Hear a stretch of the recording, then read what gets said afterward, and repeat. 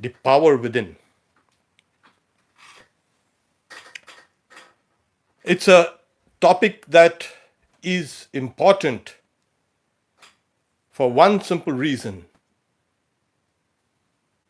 is we are all intuitive, and most of us don't realize what this power can do and where does it exist.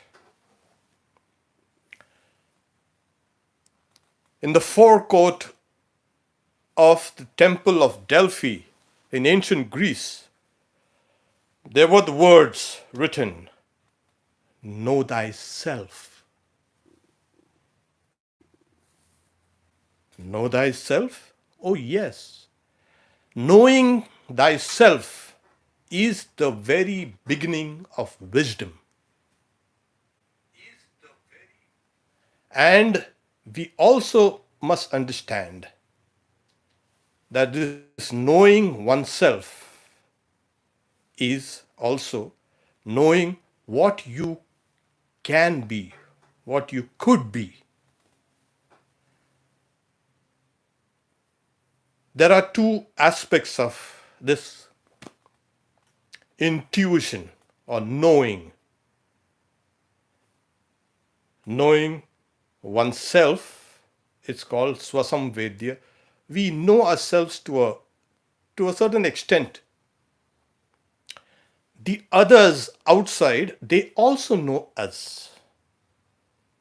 But there is a disconnect, there's a difference between me knowing myself and others knowing me. So, intuition has two aspects. One is subjective and the other objective. We will see later on the nature of these two intuitions.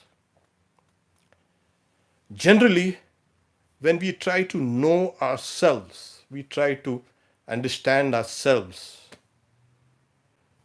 what do you find? A kind of a hazy feeling of, oh, there are so many uncontrolled passions, there are so many weaknesses,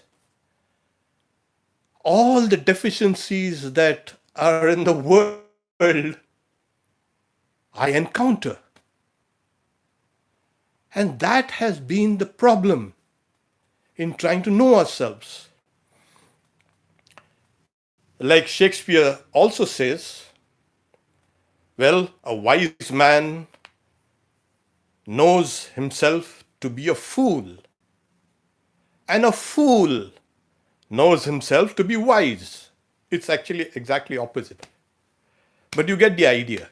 Generally, we have a kind of an inflated idea of ourselves at times compared to the others. And that is one stumbling block. The second stumbling block, as I said, is we encounter some of our deficiencies, our weaknesses, our resentments, our uncontrolled urges. That is another stumbling block. But in case we persist in going deeper and deeper inside, we find something called a blend of spirit and matter. Or we go inside and we find that there is a vast complexity within us. It's amazing. We are very complex beings. And that is your potential. That is a blend of that spirit and matter within you. It's very important to understand that there is that potential waiting to be discovered. In the external world, yes, we see physically, psychologically, or even the environment plays such an important part in actually every interaction we have with the world outside. There are so many factors playing at this single moment. And what does the mind do? It tries to simplify things. It tries to reduce the noise. It dismisses many of the things that you ought to know.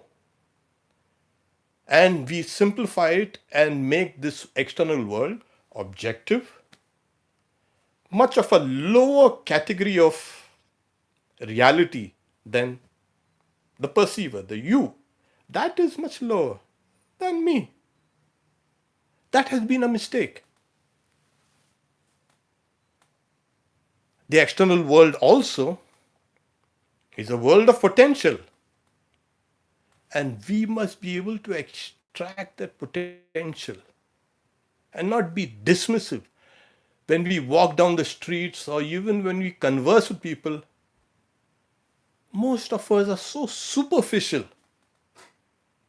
And that's the reason why we can't extract that potential, that blend of spirit and matter which is outside and which is also inside, needs to be made active.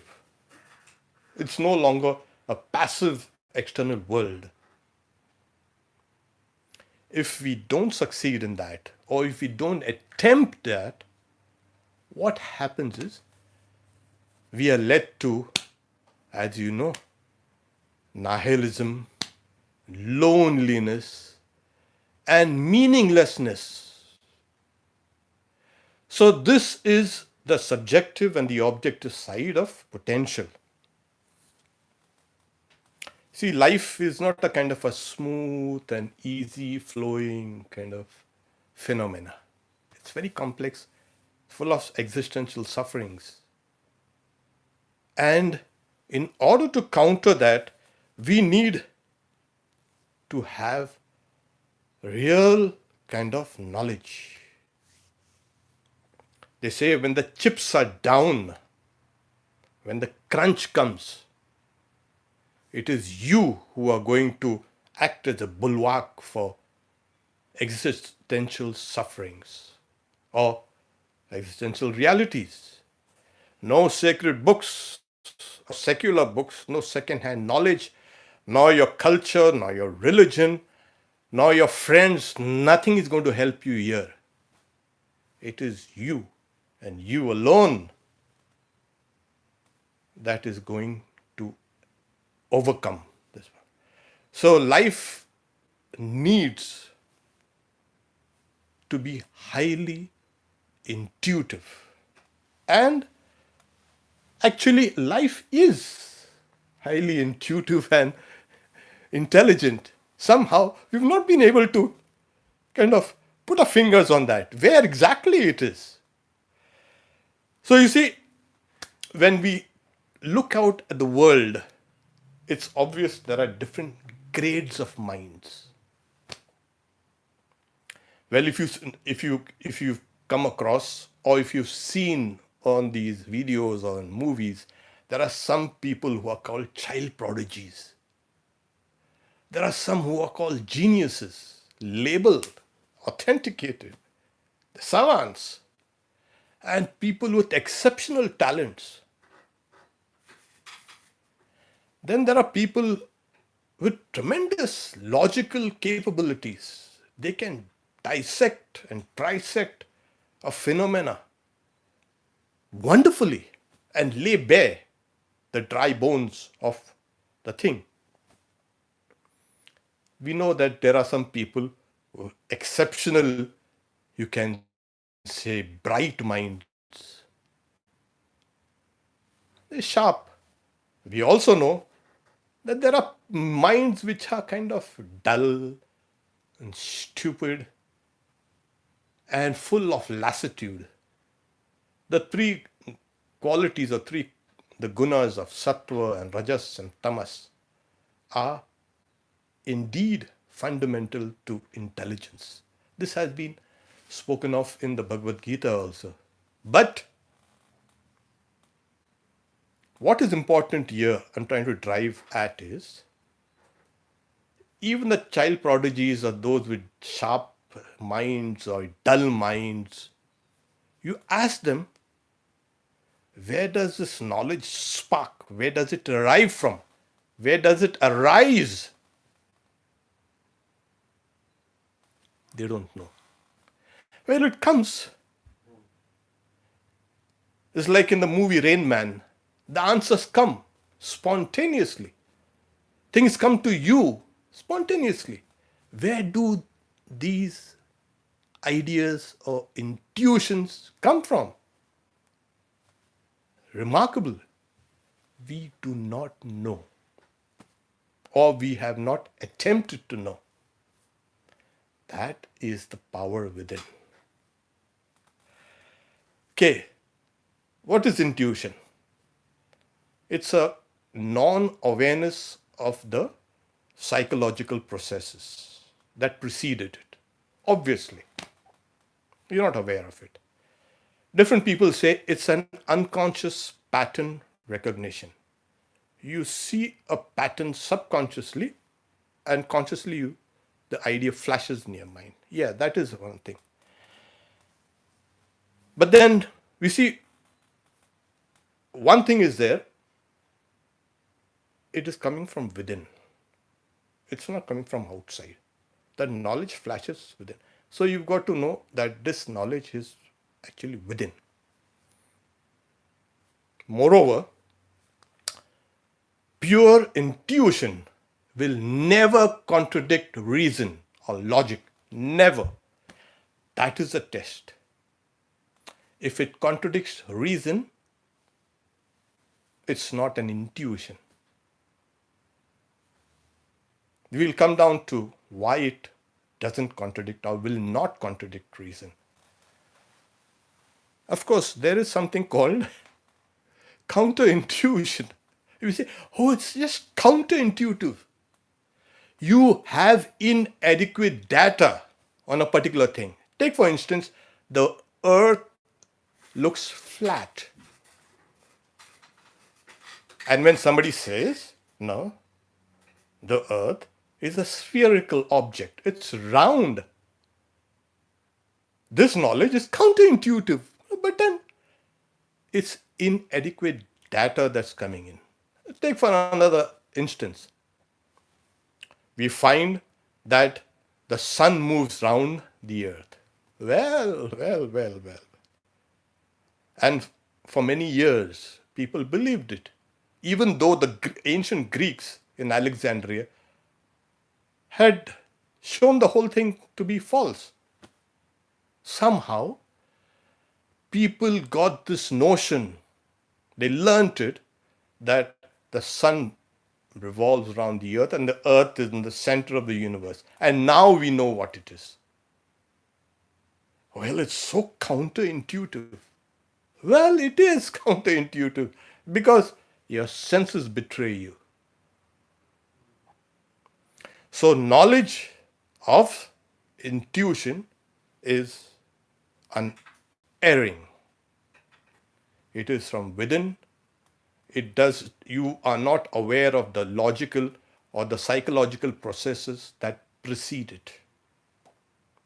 The problem with our modern technological society, a modern world, is we have kind of relegated or dismissed intuition to a kind of a subset in scientific discoveries or scientific methodologies.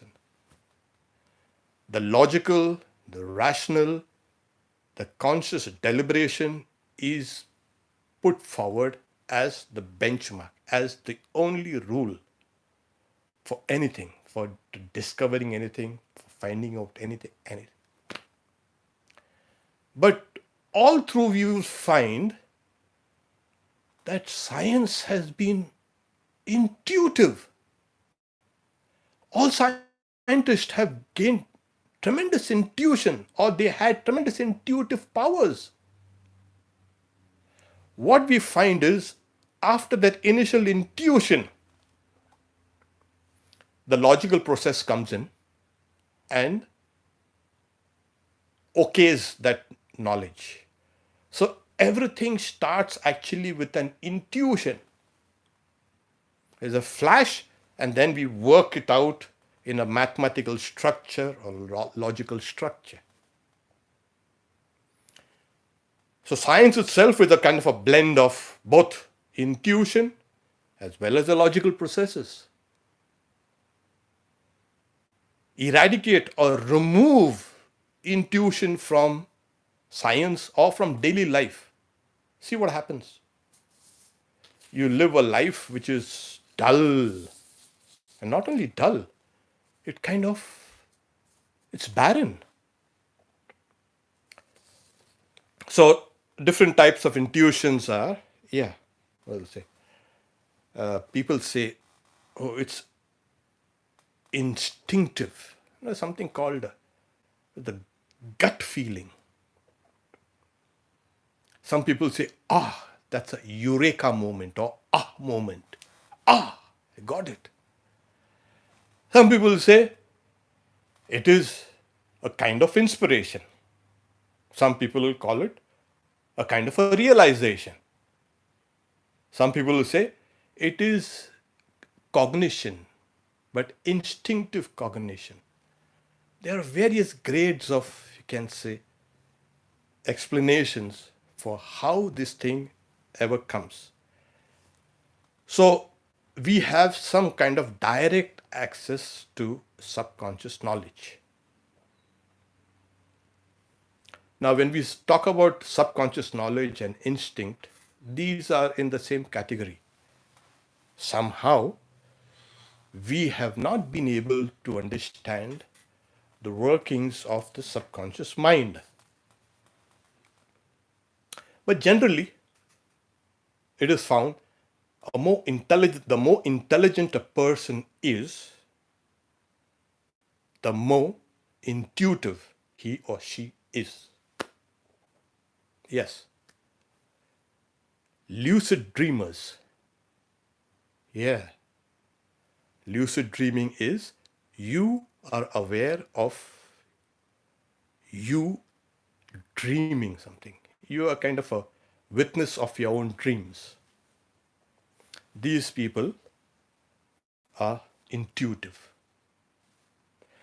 Many people, they lean more towards thinking in words. There are some people lean more towards thinking in pictures.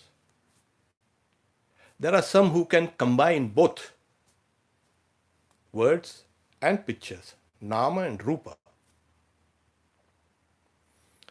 If that is so, these types of people are also intuitive, highly intuitive. Then, of course, people who meditate, people who pray, people who do japa or repeating the God's name, they are highly intuitive. Intuition, you must understand, if it is pure, it's a pure intuition.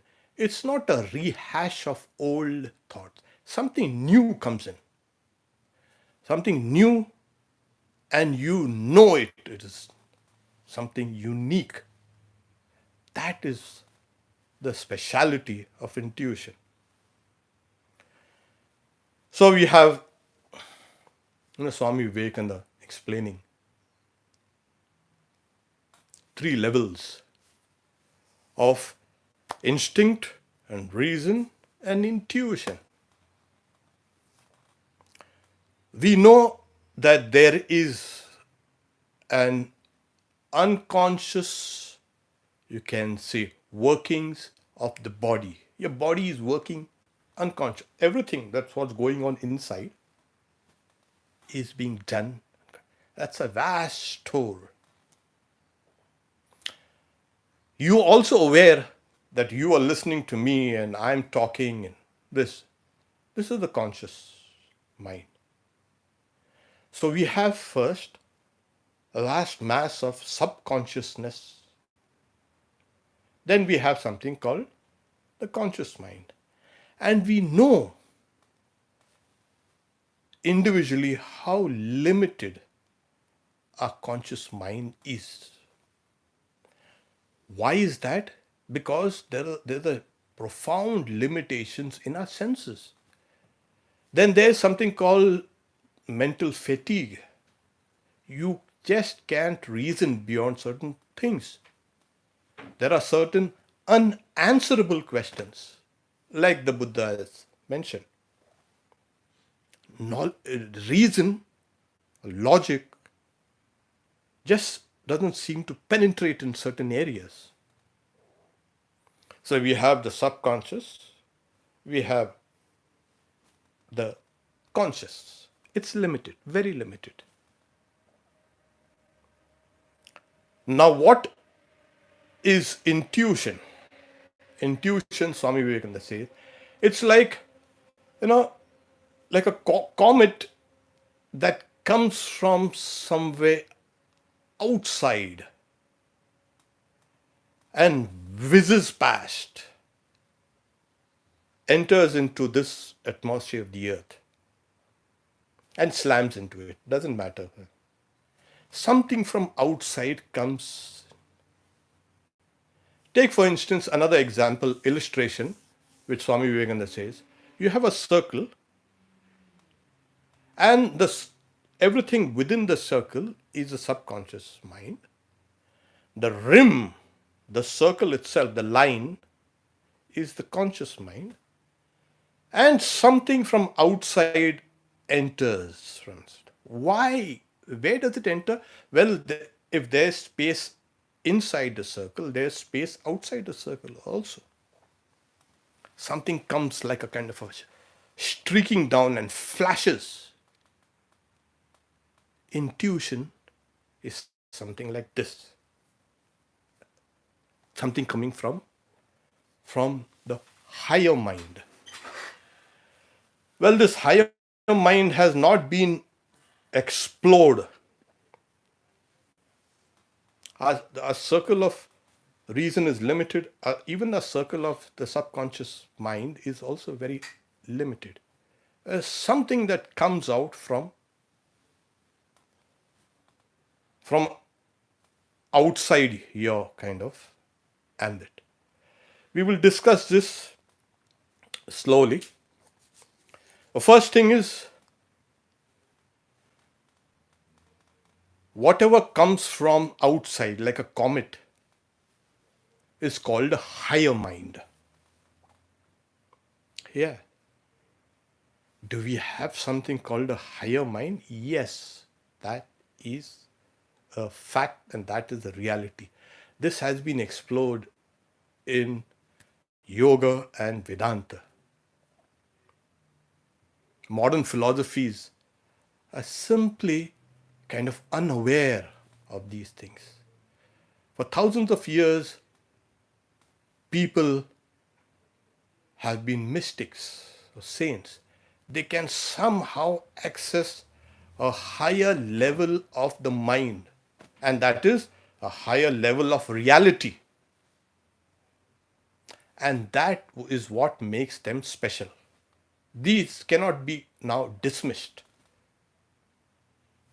And these kind of people have been found in all cultures all over the world. It's not limited to just one or two cultures or religions or something like that. The reason why we identify intuition with gut feeling or instinct is because something is kind of known to you in a way. It's a better explanation or much easier explanation to explain it through the instinct. What happens is, instinct itself is nothing but our old experiences stored. You do something on the conscious mind and then it goes down to the subconscious mind.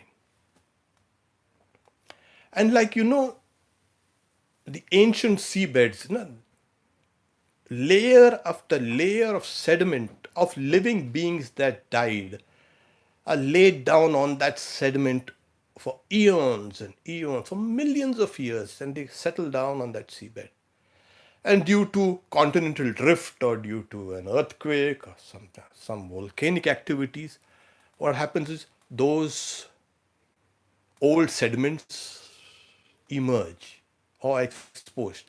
And then, oh, whoa, it's something like that. Some of your old experiences, crystallized experiences, which you are not even aware of, they emerge due to some factors. Another reason is, another illustration I would say could be, take for example, there's a vast landmass and water cuts through it. We know what's the Grand Canyon is like. Yeah. Water has been cutting it through for thousands and thousands of years. And what has happened is it has exposed layers and layers and layers of different types of sediment, strata. And we know exactly which sediment is what. Similarly, there's some upheaval in the mind that exposes certain old knowledge, and that is explained as, oh, it's intuition. Well, intuition. This subconscious mind, these knowledges or these impressions that are there inside, which are called samskaras, it's not a dormant aspect of you. Things are kind of juxtaposed. They are combined, recombined in a very dramatic way. Dramatically speaking. But there is a power there which you are not aware of. What is that power? Well, one of the powers is called, the power within is called Kundalini. We'll get down to that a little later, towards the end. That combines and recombines all your old experiences. And that's the reason why art and literature and music, painting, the works are nothing but emerging phenomena from that subconscious mind in a novel way, in a creative way. It is always dynamic. Things are in a kind of very fluid down there. We do not realize it. You see an ordinary phenomena, and when you dream about that phenomena in the night, it has become different. You try to remember something which you have seen, and in your memory itself, the memory has kind of redesigned it. So this is the dynamism there within. Well, we won't go into this subject of impressions in the mind. They don't even kind of answer to the various other phenomena that we see in our lives. And all these impressions in the mind are not only of one lifetime, but of many lifetimes. This is reincarnation. We won't go into it, but just to kind of pinpoint the idea that certain things emerge from within you, from your unconsciousness. Another thing is, how do we learn? Suppose I look at something. How do I particularly know that thing? One of the phenomena is called, these are specialized cells called the mirror neurons. I look at the person and I can see the person and I can read the person. It's a tremendous factor here. Even if you remove the idea of mirror neurons, the physical aspect, every mind has a power to penetrate a little deeply within another person's mind. Oh, Yes, the very small micro expressions can be detected. You can actually read another person's surface of the mind. People ask, what about mind reading? Well, you can do that. You're not being paying attention. Everybody does that. And that is what actually has helped us as a species, as a civilization, to understand another person and to behave properly. And if we don't understand a person, how do we know? So these are the phenomena of the mind, and people say, oh, I knew instinctively this person is going to kind of say something like this. Oh, well, it does happen, of course. What happens is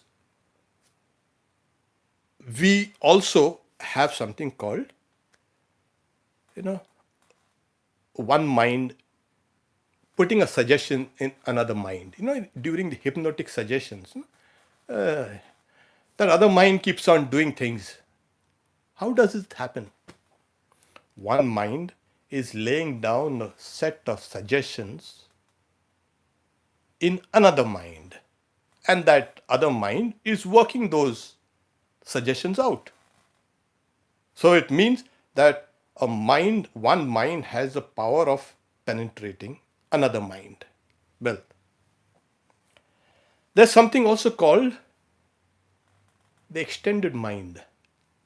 Well, suppose you're walking down the street and there's someone looking at you from even a distance, staring at you or gazing at you.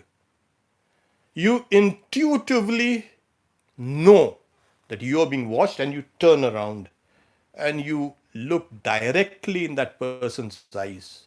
You know. How do you know it? Yeah. This is something called extended mind. In the philosophy of mind, they say that the mind is not just limited to your body and your brain, but it extends down there even towards these cognitive processes, towards the objects. And that's why we are in sync with the external world always. There's another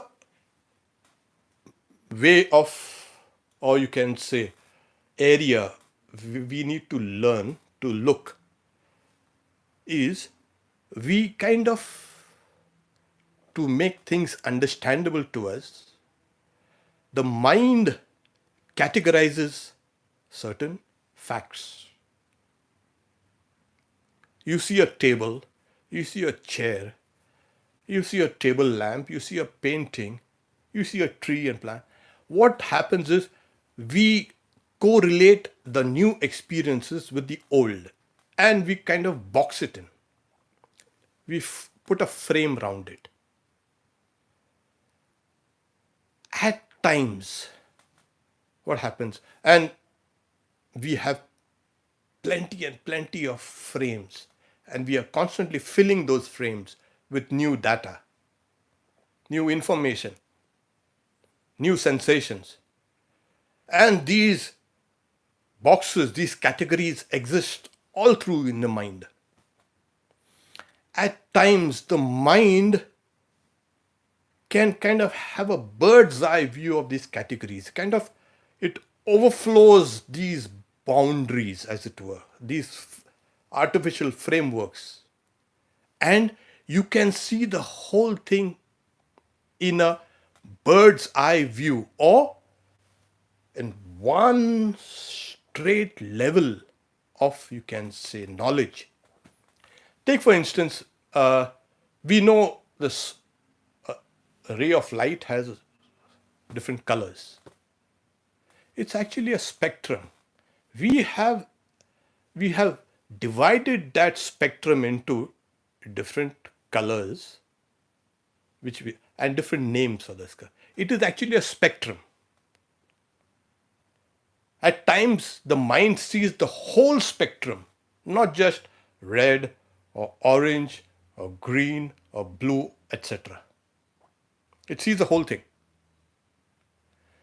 So, when the mind can transcend categorization,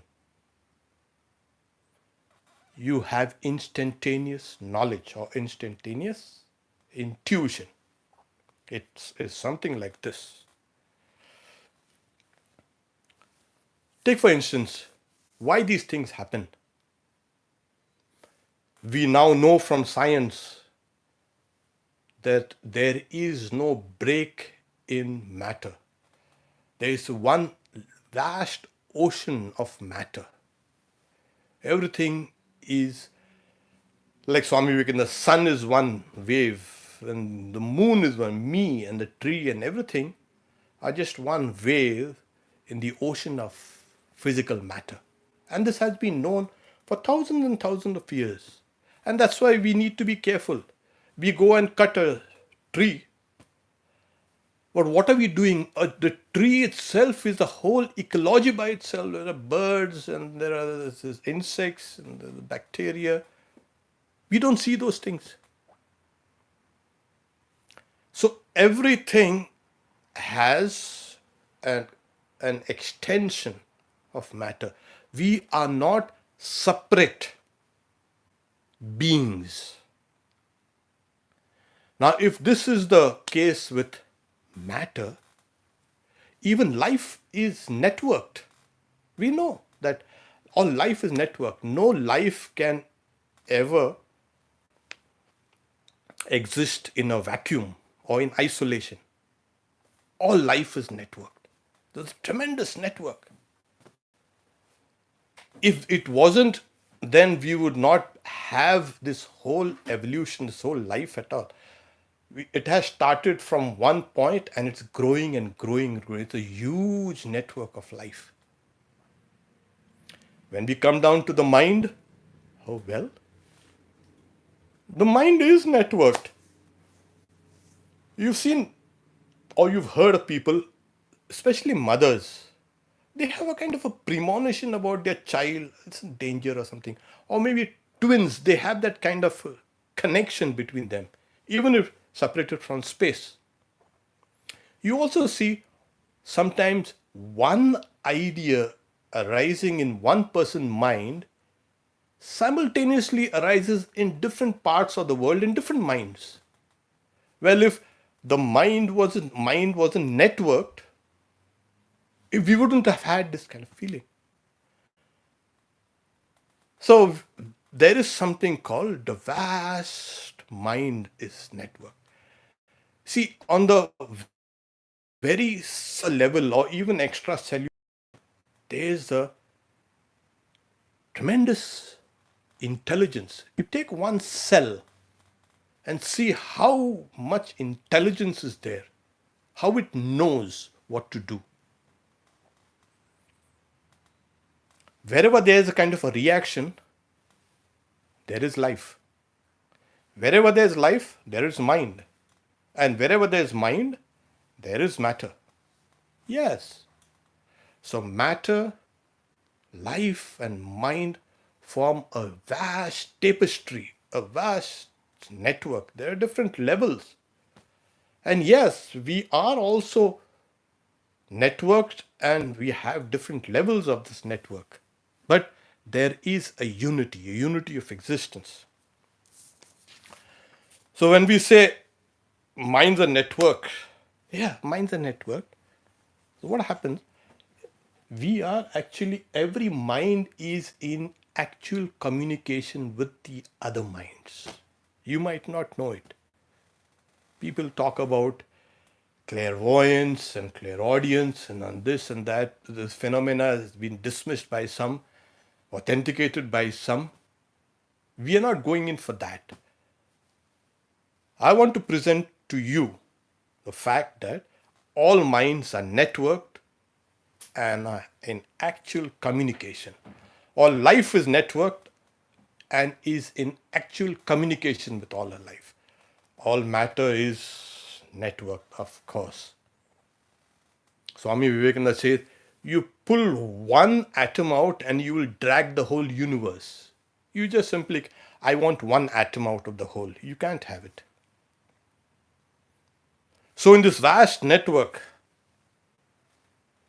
there is something called the subconsciousness, as we have explained, consciousness, and the higher mind, superconsciousness.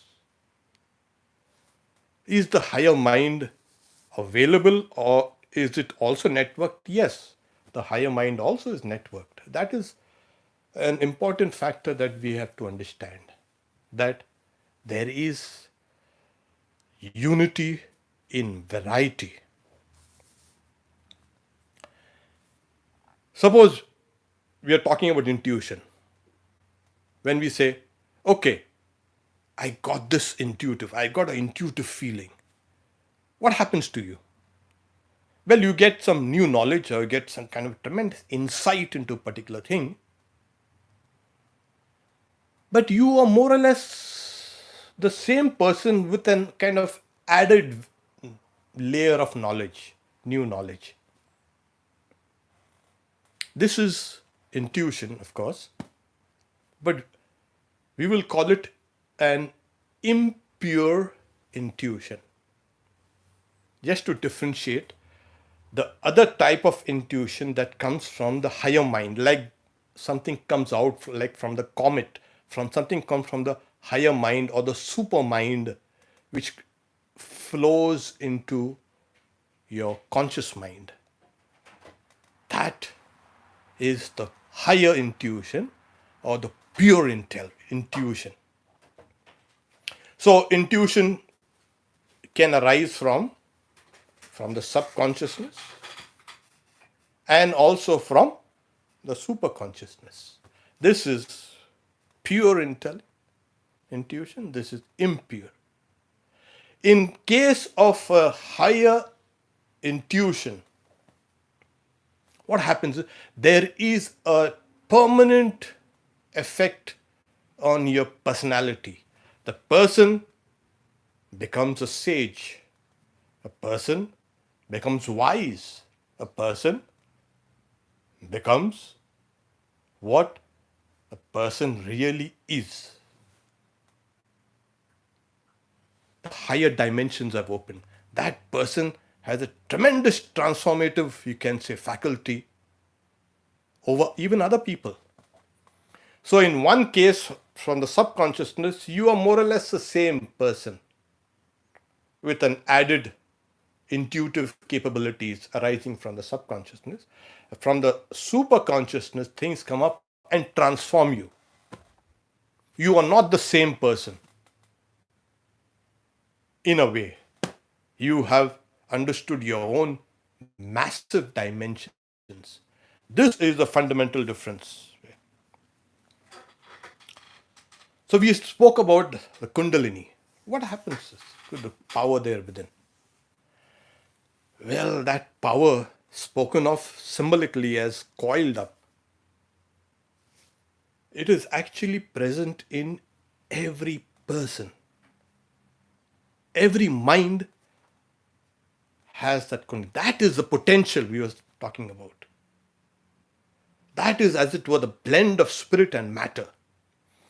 When due to some deep thinking or some activity or deep meditation or anything, something deep, a minute portion of that power oozes out through your nerves, and the result is dreams, new knowledge, new cognitions. You see, all through history, we've had people, saints, and even sages who speak about having this knowledge, deriving this knowledge from, say, an angel came and told me this. Somebody will say, an ancestor came and spoke these words. Some will say, a god came and told me this. And some will say, a goddess came. Yoga and Vedanta will say what they are explaining is actually correct. It has come beyond ordinary level of the mind or reasoning. But they have not understood that it is coming from their own higher mind, their own superconscious. It is coming from within. Because of culture, language, religion, or whatever, you try to give it an external cause. The real cause is there within. So, this intuition that transforms you comes from the higher mind. A pure intuition comes from the higher mind. This higher mind is coiled up within you, as it were. That's the potential. Now, in case this power that is there of the Kundalini awakens, Swami Vivekananda says, layer after layer of the mind is open, as it were, and you can see the universe in its subtle and subtler and causal forms. There is something there which uncoils and travels up, as it were, taking one level of reality after the other in its complete sweep. This is what is called the awakening. This is the power. This is the power of Kundalini. This is the power of the higher mind. This is the power within you. This is the power of intuition, pure intuition. This is the power of knowledge. And as we keep on proceeding in this awakening of ourselves, awakening of our minds, we are extracting, as it were, from within ourselves and from the external world. Sri Ramakrishna would give an example of, butter exists in milk. Well, you need to keep it in a place undisturbed and then churn it, and then you get butter. The butter wasn't visible in the milk initially, and then you churn it and then it emerges out. Similarly, the Kundalini, when it awakens, that ordinary mind becomes transformed. Something emerges out, the great power of intuition. Is intuition different from intelligence? Oh no. It is intelligence. And as we have mentioned, at a very cellular level, there is a tremendous intelligence. There's intelligence in life. There is, as it were, intelligence in matter also. No matter is dull or stupid. And when it comes down to the higher mind, well, the screens are much thinner, flimsier. You can simply cut through. And what you get is to face with your own consciousness. Sri Ramakrishna used to say, what is this realization and what is this? He called it bodhe bodh. You become aware of your own consciousness. You're conscious of your own consciousness. The two things, as it were, merge and you are aware. So, speaking from the point of Raja Yoga, yes, we can say that that's a power within you, is the power of the Kundalini, and that needs to be a kind of awakened. It is ordinarily awakened now and then through deep activities. But if you can do it deliberately, consciously, it emerges out and changes you, transforms you forever. So from the standpoint of Vedanta, what it is like? Here, intelligence, all intelligence is chit, consciousness. There is no such thing as this is intelligence and that is consciousness. No. What is intelligence is consciousness. And that is the Atman. And that Atman is there within you. Swami Vivekananda said, power will come, glory will come, goodness will come. And all that is excellent will come when this sleeping soul is roused to self-conscious activity. This is what you need to do. Self-conscious activity in trying to open that higher mind, trying to awaken that power within, Kundalini, trying to awaken that sleeping soul. Why is it sleeping? It is sleeping, as it were, under layers and layers and layers of different strata of your old thoughts and actions and words. These need to be broken and taken off.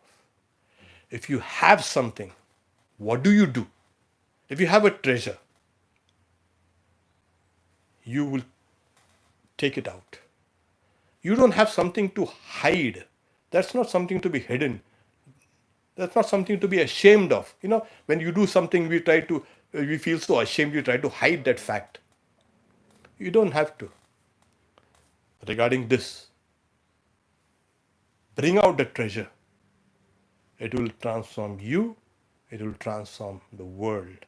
And the world has been waiting for this knowledge. Is it possible in one life? Perfectly. Don't wait for other lifetimes.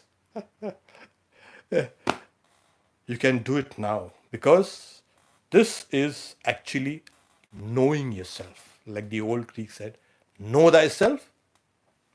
And that is the beginning of wisdom. Knowing yourself perfectly on all levels of existence will make you know yourself. We stop here. Om Shanti Shanti Shanti Hari Om Tat Sat Shri Ram Krishna Arpanamastu Sarvastaratu Durgani Sarvo Bhadrani Pashyatu Sarva Sadbuddhimapnotu Sarva Sarvatra Nandatu. May all be freed from dangers. May all realize what is good. May all be actuated by noble thoughts. May all rejoice everywhere. Om, peace, peace, peace. We have some questions. So, questions from Rita. Maharaj, would you please clarify how the English word mind is similar or dissimilar to antakaran or and buddhi? Oh, Rita's question was, that people kind of hear They it? can see it. Yeah. Thank you for your question. The question was with the position of the mind in something called the antakaran, inner instrument. The inner instrument has four, you can say, activities.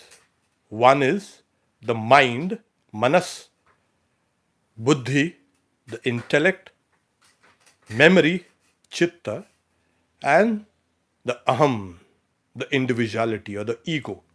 So these four, it is a unified entity, but according to its functions, it is divided into four. So when something comes in, it's called manas. The mind, manas, deliberates whether it's right or wrong, true or false, close or near, whatever. So it's a deliberative faculty, manas. The buddhi comes in and says, this is right. It's a determinative faculty.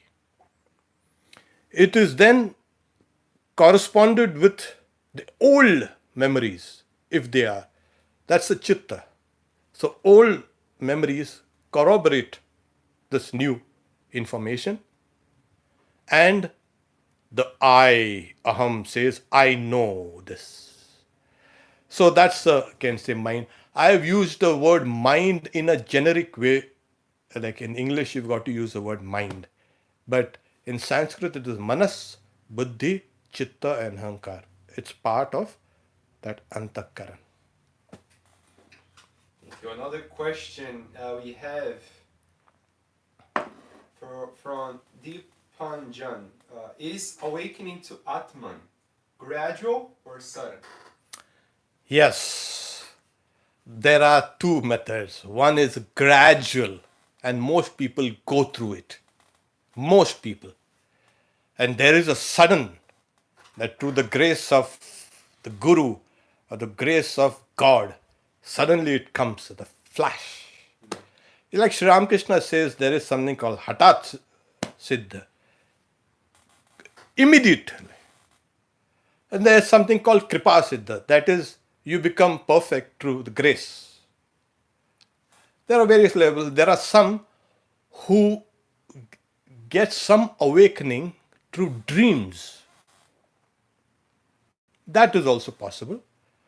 And then there is, like Sri Ramakrishna gives an example of a person who never realized or never knew or never had any connection with an old relative or an old uncle who suddenly remembers his nephew in his will, and the nephew gets a lot of money.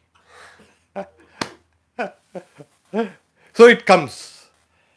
But what happens is, generally, it is through sadhana, sadhan siddha. You do it step by step by step. This is more enjoyable, as you say, as you know every inch of the way. Swami Vivekananda said, I know every inch of the way. So it's a journey of discovery till the final awakening. We have another question from Bindu. Can you please elaborate on that intuition that cannot counter reason? Why intuition cannot counter reason? Intuition from the subconscious mind will agree with reason or logic. It will never contradict it. Then it is not intuition. It is some old impressions or old data, wrong data, which have come out and is kind of popping itself out and making itself. So the test of intuition is it should agree with reason. That is, things that come up from the subconscious mind has to agree with conscious, because there are something called a false memories. Do you know that? Yeah, there are something which are called, which you initially learned, which is false, and that also has become memories. So if the false memories come out, your intuition is wrong. Okay. Question from Cherry. In which Upanishad can we find the peace chants chanted in the beginning and at the last one? Oh, Kena Upanishad is the Apyayantu Mamangani, the Kena Upanishad. And then we have Shanno Mitra. This is in the Rig Veda. If you find, you take up any kind of peace chant book, if you can get a book, Universal Prayers. Here we have the Sanskrit as well as the translation of this. The Universal Prayers had been kind of written by Swami Yatishwarananda, translated by Swami Yatishwarananda. I think you can get this online, or you could write to us at Vedanta Society of Southern California. Another question from Rita. Is it possible to witness the higher mind, or is the higher mind the witness of consciousness? You are right now on the conscious level. As you go into the higher mind, you be that higher mind. Your consciousness arises and you are that higher mind. It is not any subject and object there. So yes, you can enter into that mind and you will know, because the higher mind is full of knowledge. If even on the lower levels we have intelligence, even like I mentioned, even in a cell, the cell works intelligently. So if even intelligence is even there in that, so when you come to the higher mind, there's it's a suffusion of intelligence and you will know it. Um, so there is so much taboo and misunderstanding regarding Kundalini. Is it a spiritual practice, Kundalini? There are taboos and there are very set practices in order to awaken. If those who are interested should read Swami Vivekananda's Raj Yoga, that gives an authentic explanation of briefly. Kundalini is nothing but your own spiritual thoughts. As they keep on increasing and increasing, there comes a tipping point where they overcome the worldly thoughts. The worldly thoughts attaches you to the world and to your body, while the spiritual thoughts, thoughts of God, thoughts of the Atman, they take you away from this world and make you enter into this higher world of what you've been hearing. So the tipping point comes, and when the tipping point comes, it is called a Kundalini awakening. It is nothing but, the Kundalini is nothing but your old impressions, old impressions, all memory. So keep on increasing the number of your spiritual thoughts and something Like japa, maybe. yeah, make japa, something like that. So then it awakens. There's an awakening all over. It is felt all over. When Buddha realized, when he attained nirvana, rather, he couldn't contain that bliss which he felt all through the world. He never had to eat or drink or anything or sleep, nothing. He was pacing up and down for 7 days. So great was the upsurge of bliss. And that bliss, of course, is consciousness. And the consciousness is intelligence. And the intelligence is existence.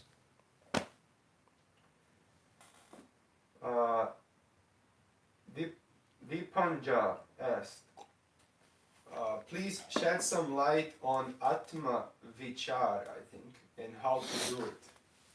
Oh, Atma Vichara. You need to know that you are the Atman and do the process of neti neti, not this, not this. So, generally, what is advised is hear about the Atman, Shravana, think deeply about it, Manana, and then meditate on what you have heard and what you have thought about. Meditate deeply. So, Shravana, Manana, and Nididhyasana. This is the way to realize the Atman. Question? Yeah. Last question. Sherry asked, what is needed to perceive an intuition as intuition and trust it instead of doubting it or getting lost in pros and cons your thoughts bring afterwards? Intuition will be free from doubts. Then the next test is, does it stand to reason? If it is that, then that's intuition. Now, if you doubt or pros and cons, that is not intuition.